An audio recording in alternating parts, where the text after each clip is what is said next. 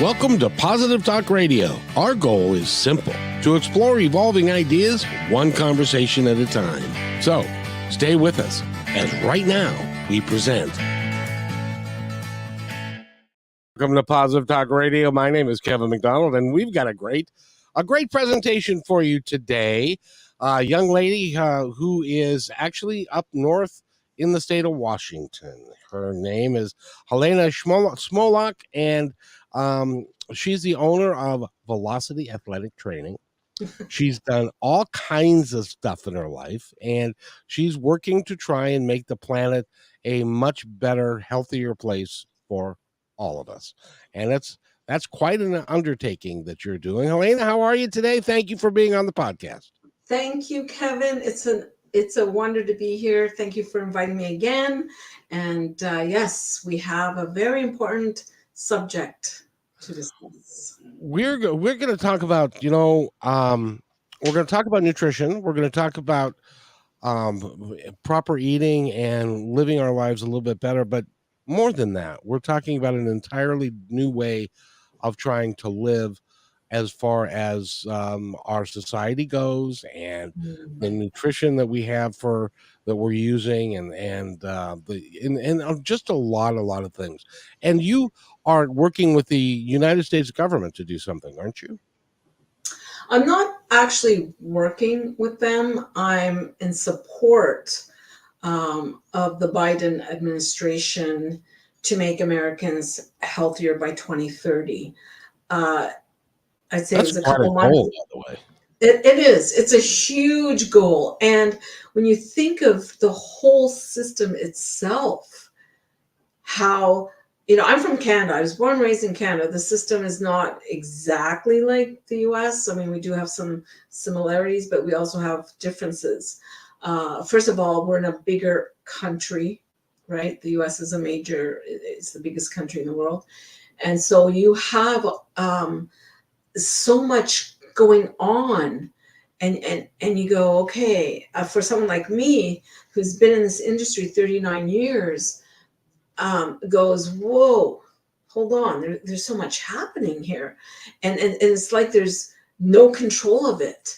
And so when that opportunity came out, when they started to promote, the US government started to put it out there, we want to hear from people across the US in how they are helping Americans, how we are, spreading the word of health and wellness, nutrition. It didn't matter which umbrella you worked in, they wanted to hear from you. So what happened was they offered Americans an opportunity to create satellite events and to share what you're actually doing. So I created a couple of satellite events, and thankfully there was a few ladies in the event, and we talked about the challenges that are happening within each community. And I believe, and I've seen this just through analyzing what is going on, that the gap has always been there. And when I say gap, we have the wealthy, we have the middle class, and then you have people that are actually in the poverty situation. Now, during the shutdowns, obviously that has widened that gap even more so, and now you've got some of the middle class going into that. They're not into the poverty yet, but they're just skimming by. And how are we going to correct that before making people healthy? We know that, the rich, the famous, the elite, they have the money. They can spend the money on eating healthy and paying a naturopathic doctor and all that lovely stuff, right? But how are you going to have that rectified with the other half of your economy? We did discuss what is the major thing now, right? I'm certain divorce rates are much higher. You have single parents. And by the way, I wanted to mention, and I wanted to congratulate you, because you, for a period of time, were a single parent. Yes. And it Yes. is really, I cannot imagine. I mean, I've had children and I had a wife and we had our little, Mhm. little nuclear family Right. and stuff, but I cannot imagine. And I've seen it a lot of a single Mhm. parent, predominantly women, that are trying Yes. to make ends meet and are working and are taking care of the kids. It's a daunting task. It's amazing to me that people can actually do that. It is. I think what I was quite lucky with was I managed a gym.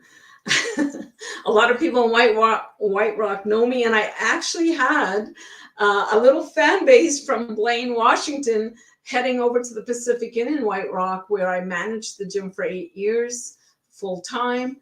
I had a little fan base coming in from Washington State, attending my aquafit classes.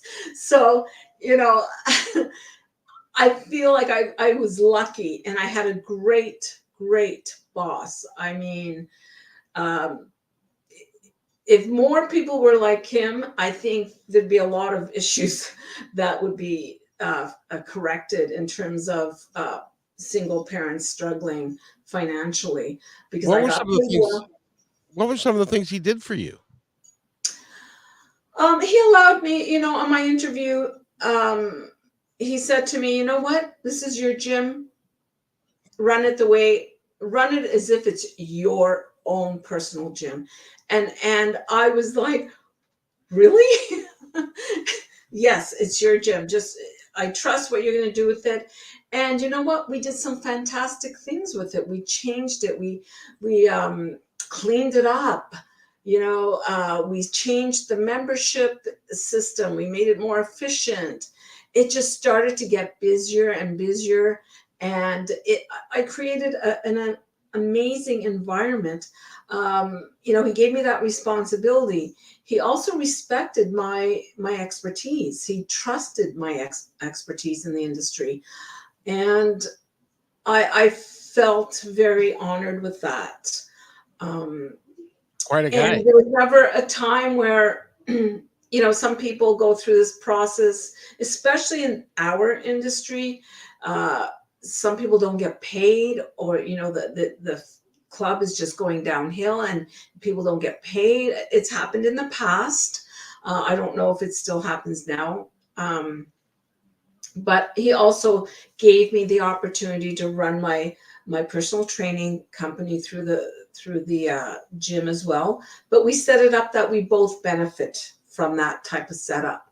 So I was able to pay my rent, buy my son and myself food, take him out on Friday nights to, see a movie. I took a month holiday with him.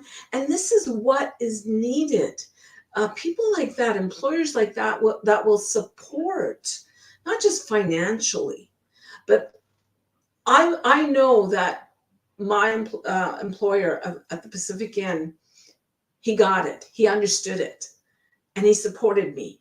It was like a family environment, but at the same time, it was work. So I Well, felt very lucky to I have that. want I want to point this out that a enlightened man like that, not only was he was smart as a fox, because Mhm. not only was he kind to you and fair Mhm. to you, but he Mhm. expected hard work, and Oh he yeah. also and stuff. But what that allowed was he gave you the autonomy to be able to take his gym that was, from what you said, a little dirty and needed some improvements, Right. and you were able to get that done, and then business picked up.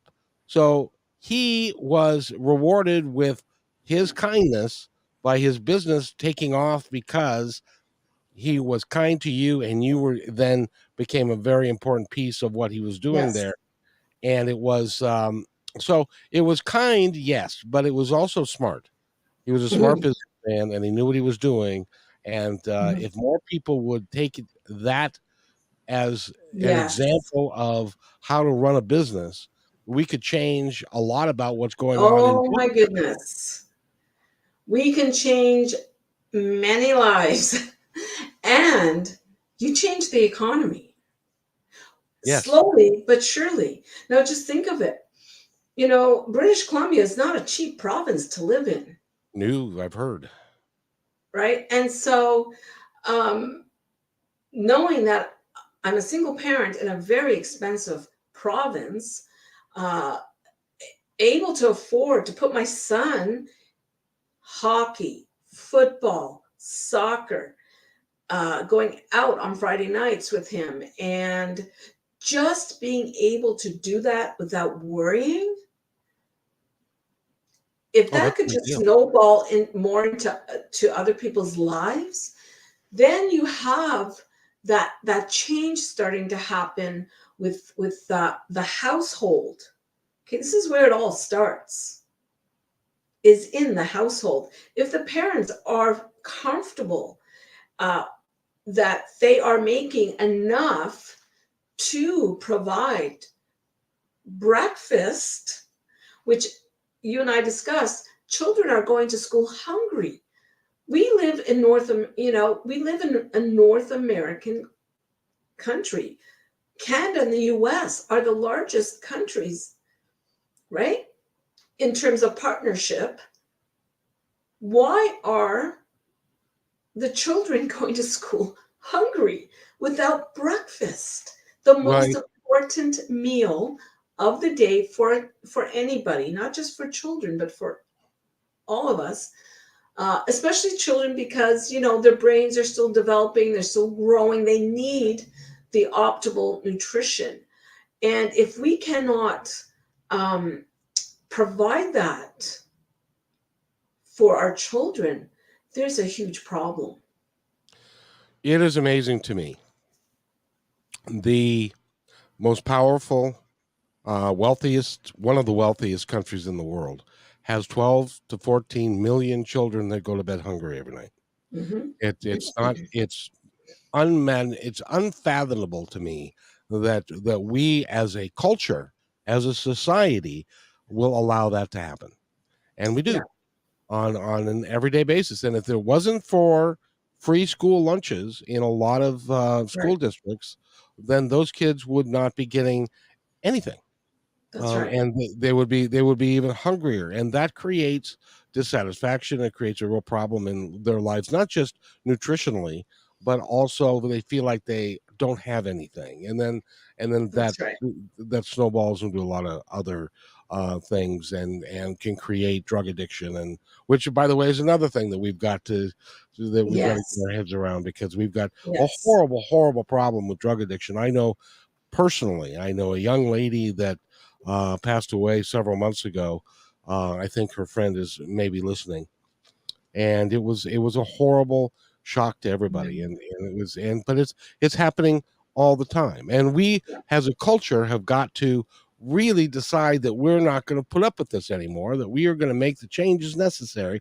And yeah, we pay a little bit more in taxes, so what? We can help right. people that need it, Yeah. or whatever we need to do. That's kind of my opinion. What do you think? Well, I'll tell you, being a single mom in British Columbia, like you mentioned, the drug issue, that it does have that issue.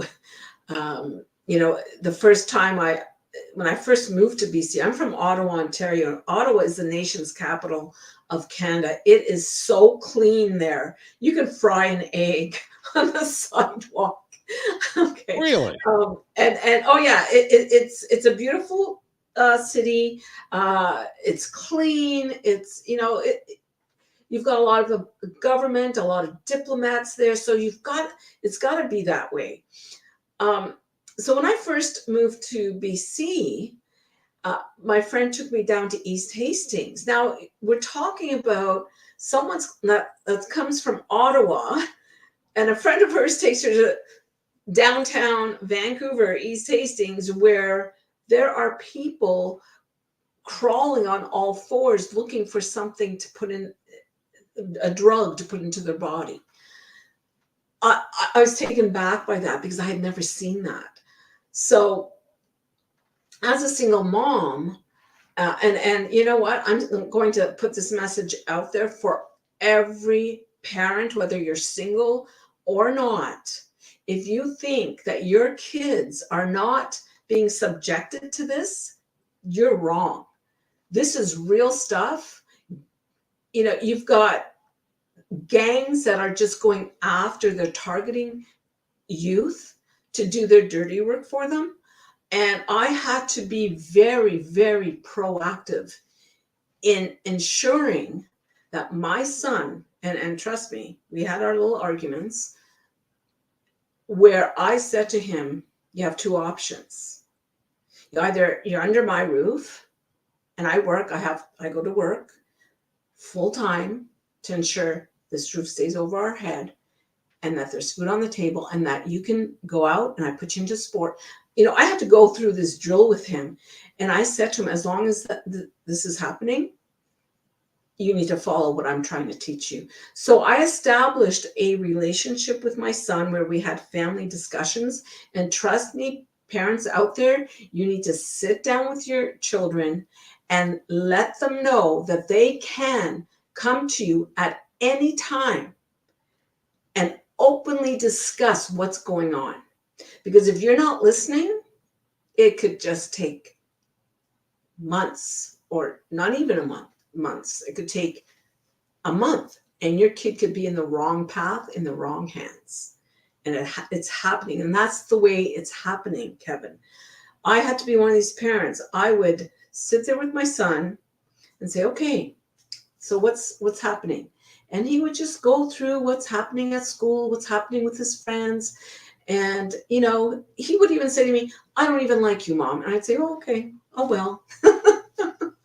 You know, so I had to let things bounce off of me to allow him to continuously communicate what's going on. And as he got older, I started to find out a lot of things. And I found myself heading to the high school on a Monday morning and saying to the vice principal, do you understand what's going on? And I thought after a while that I'm bothering the vice principal. And he said, you are not bothering me at all. I wish other parents were doing this. So to correct the problem, again, it always comes back to the home, to what's going on inside the environment. What are the stressors of the parents? What are they dealing with? It's not just you. It's also your child that's stressed out. You know, you think they're not listening. You think they're not understanding. Dad or mom, they're struggling. They can't afford to feed me. They're absorbing all this. And we can't blame the parents. We have a dilemma here in terms of employment. You know, I think the labor laws here are lax. They need to be ramped up a bit, amped up to protect the employee. Right? Well, and you live in, by the way, you live in the state of Washington, which is one of the more progressive states in the country, and our minimum wage is well over $10 an hour now, I believe here, and it may be 15 statewide. But there are places in our country who are still adhering to the federal minimum wage. Do you know what the federal minimum wage is? $8? $7.25. Oh my gosh. Now, Wow. you cannot live on a No. single parent cannot live on a minimum wage job. And so So why is it still at $7? You know, this is where I say labor laws need to, you know, this thing as well. Okay, this is what my observation is that it's almost like every state does its own thing. Right? Let's eliminate every state doing its own thing and start uniting the states and creating. This is when you have everybody doing their own thing, well, that's not going to really help the mass, right? It sort of segregates people and separates people. So slowly bring everybody together and say, this is the minimum wage for all of the United States, across the United States. Let's get these people that are just getting by on having disposable income. You know, I've said it on so many podcasts. We can't keep letting this happen. If you look at some of the, like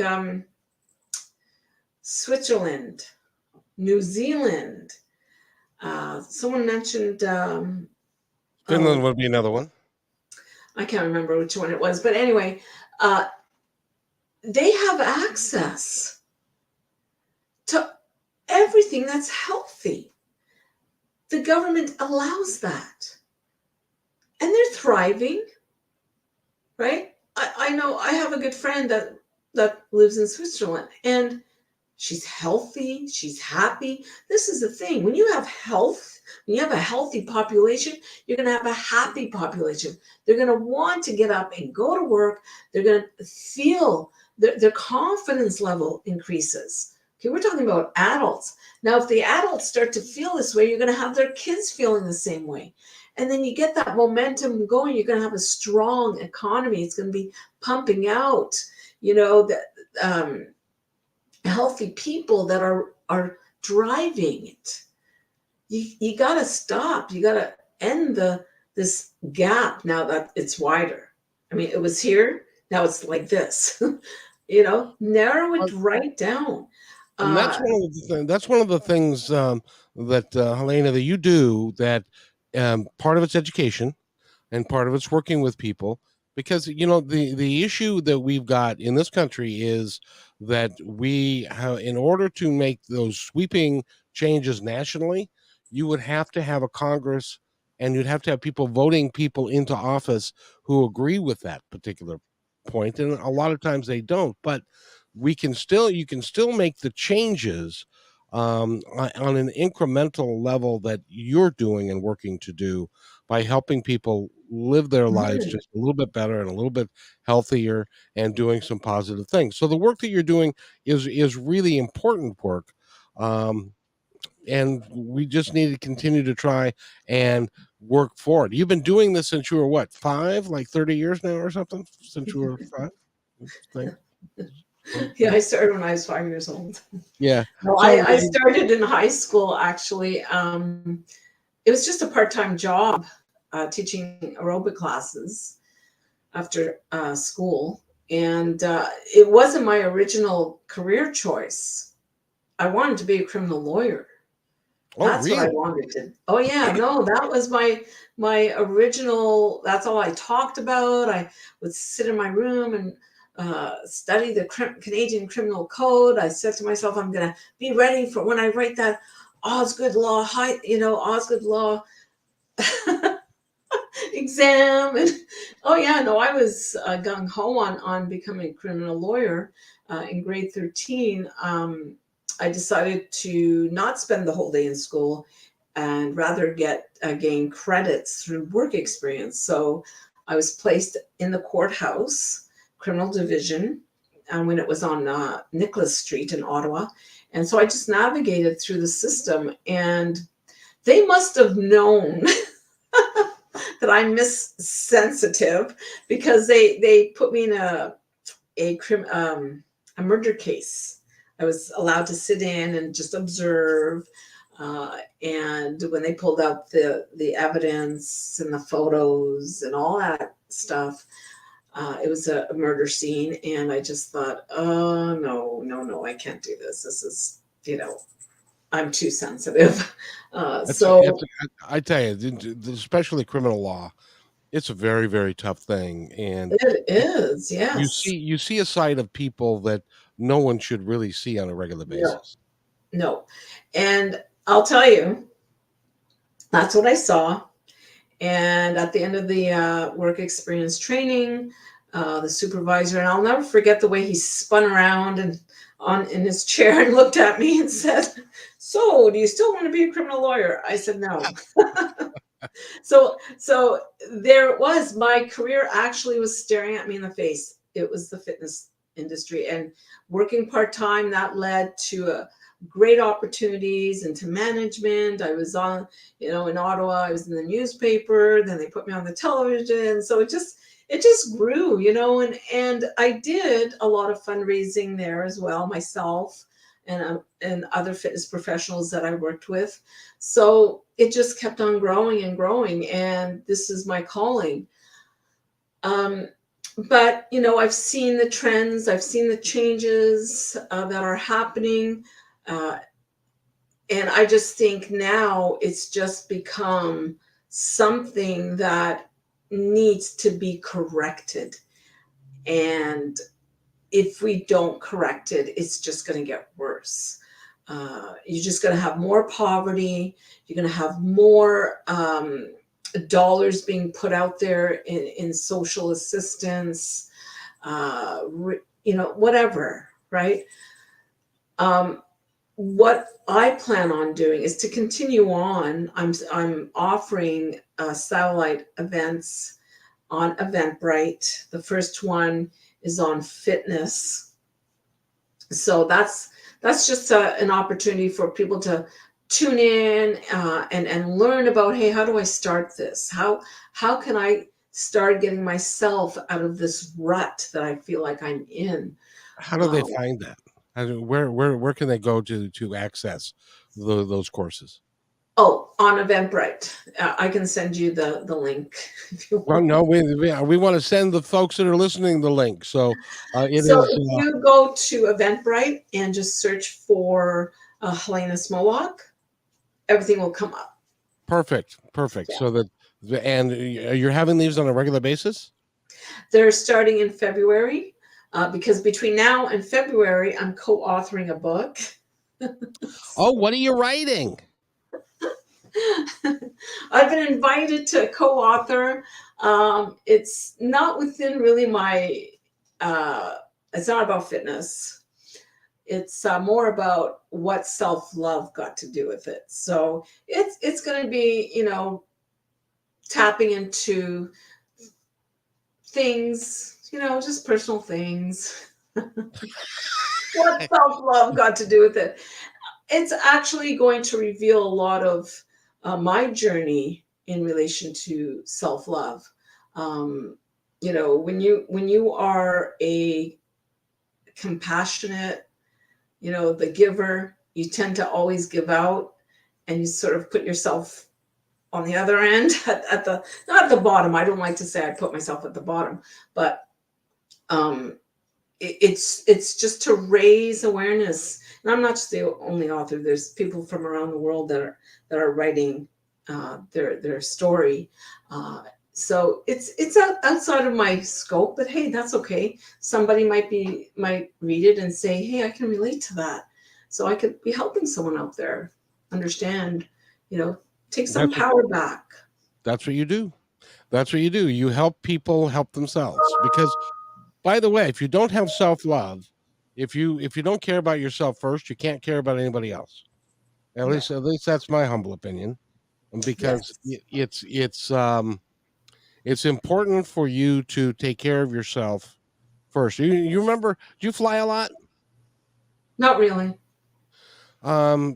Yeah, and when you get on an airplane and the stewardesses are talking to you, one of the Mhm. first things that they tell you to do is when if for whatever reason they lose pressure in the cabin and Mhm. the face masks come down which has the oxygen, Mhm. they always tell you to put it on your neighbor first and Right. then yourself, or Okay. your child first and Yep. then yourself, because if you don't help them first, and you really can't help yourself, but you need to, in order to make it work together, you have to work and help each other. and Mm, and absolutely. and Yes. you And I've come to that place now where I still enjoy helping people. I will never stop doing that. But I see that when you give out, everyone's giving back. And if they don't give back, then it's coming from a different place. They're do unto others as you would have them do unto you. yep, it's an It grows, and when you tap into that, it's a beautiful thing. It really is.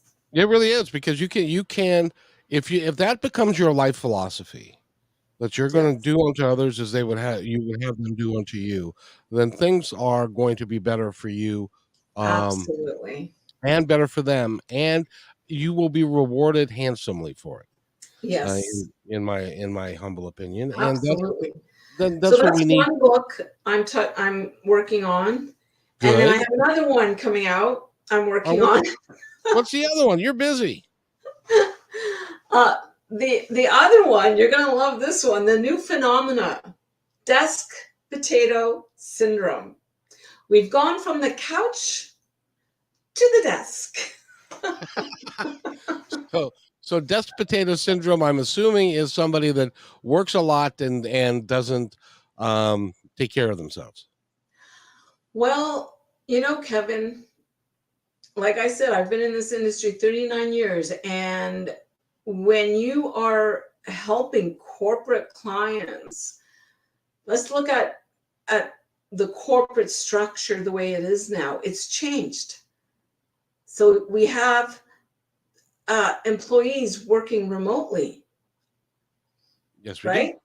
Yep. Because of the shutdowns. So what's happened? Desk potato syndrome. People are spending more time in front of the screen at their desk, more than likely snacking, because they're not getting able to get away. When they were at work, when they had to get up and go to the office, there were break times. I had contracts with the Bank of Canada as well as Industrial Alliance, where I taught classes for these people. They would come down to my gym, and I'd get them going, do aerobic classes, spin classes, skipping classes. Well, that's not there anymore. So I came up with a strategy. Let's write a book about desk potato syndrome and how to avoid gaining weight, mental illness, right? If you're spending all day long, more than 4 hours in front of the screen, I don't know do what you're you talking about. understand the changes that are happening with all these programs? I mean, I can't even count how many times my computer is being updated. And then when it's updated, I go, oh my gosh, what's changed now? So that there's that constant trying to relearn something, right? And it's all, now they're saying the statistics, mental illness is on the rise. So when I Sure. started in the industry, it was the physical body that we had a concern about. Heart disease, all that, right? Diabetes, high blood pressure. Well, now mental illness is on the rise. And why? Well, we've been told to stay 6 feet apart from each other, and you've just lost your job, and you can't come to the office anymore because now you're working at home on the computer. So what's that doing to the human psyche? What's it doing? Stress, adding stress, right? I mean, I go, oh my gosh, what is going on with updates on the phone, updates on my computer? And you're just constantly adapting to all these little changes. And you go, okay, what do I have to do now to make that? So it's this book is going to be like a workbook as well, where people can journal. There's going to be some recipes in there, some suggestions as well as, what to have at the desk if you're going to spend more than 4 hours, and what fitness can you start incorporating, whether it's just starting out or whether you're, a seasoned fitness buff, how you can continue to maintain that. So that's what that book is all about. And it's to support people that are feeling lost, right? I hear it all the time. I feel lost. Well, It's happening more and more. Things are changing at now you've been around the planet for a little while, at least 39 years that we know about, yes. and consequently, so you're a little longer in the tooth like I am. Do you remember what it was like in the 60s and 70s? It's completely different. In those Yeah. days, we did not have the technology improvements and the quickness with which everything is moving. Everything's Mhm. moving at light speed. We didn't have Yes. computers. We didn't have cell phones. We didn't have hell. We didn't even have VCRs. And my kids are like, "You had no VCR," and Yeah. and We're video space games aliens. and all of that, and it's all changed, and everything's moving so much faster now. Yeah. Well, I was born in the 64. So, I'm 58. And um, it's interesting because, we've got snowfall here, right? Now, I left Ottawa to get away from the weather and I moved to BC and there was snow there. I'm here in Blaine, Washington, and it's snowing. Not that I despise the snow. I love the snow. I think it's, beautiful. And so I took my dog out to the park yesterday and I started to reminisce about my sisters and I back when we were growing up in Ottawa. I mean, we had heavy snowfall and we had major snowbanks. So we would build a fort, we would do snow angels, we'd go tobogganing. And I thought, wow, life was so simple. It was a lot simpler then. I was thinking about it just the other day. My elementary school, it was a Lutheran school, was a Mhm. mile away from my house, Mhm. and I regularly now this is in the middle of the '60s. I regularly would walk a mile from school to home without Mhm. ever there being any concern about that by anybody. It was kind of like normal. And kids walked all over the place. We played ball all over the place. A lot Right. of us only had a stick and we'd play with our stick and stuff like that. But nowadays it's completely changed. It's completely. Nobody would let their kid walk a mile if they were like 8 or 9, which is what I Oh, no, was.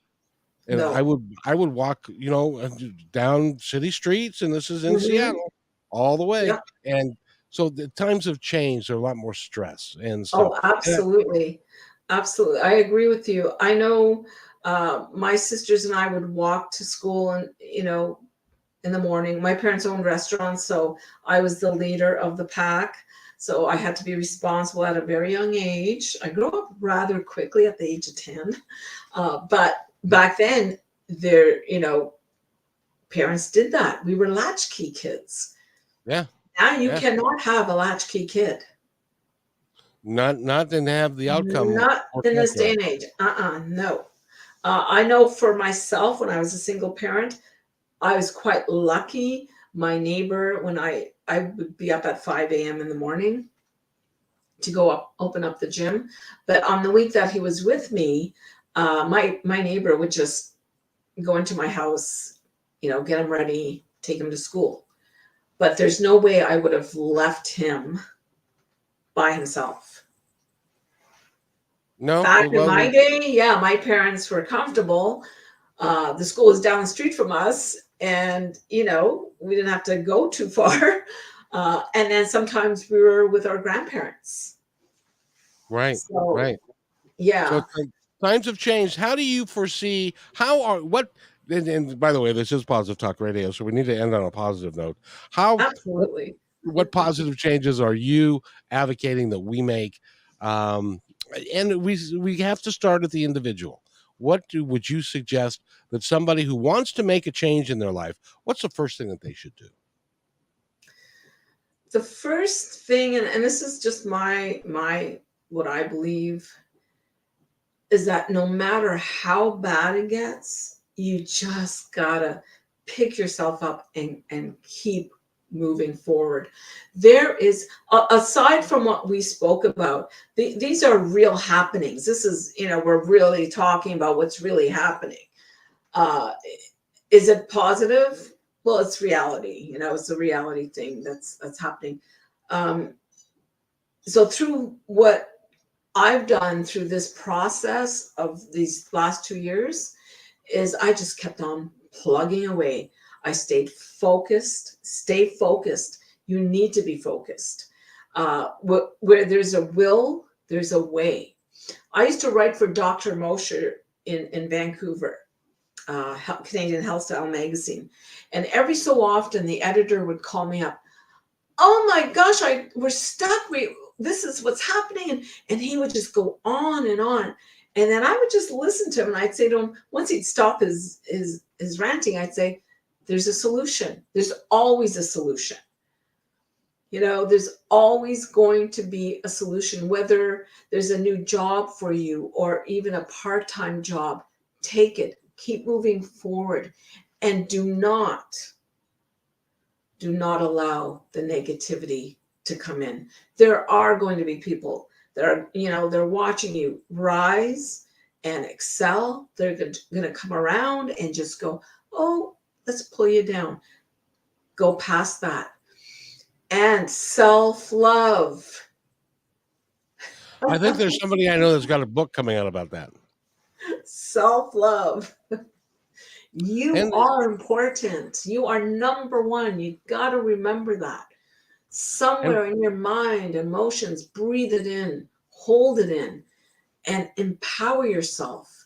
If you cannot think that way, align yourself with individuals that are like that, that will lift you. I have come across, we just wrapped up the Healers Gather Summit in November.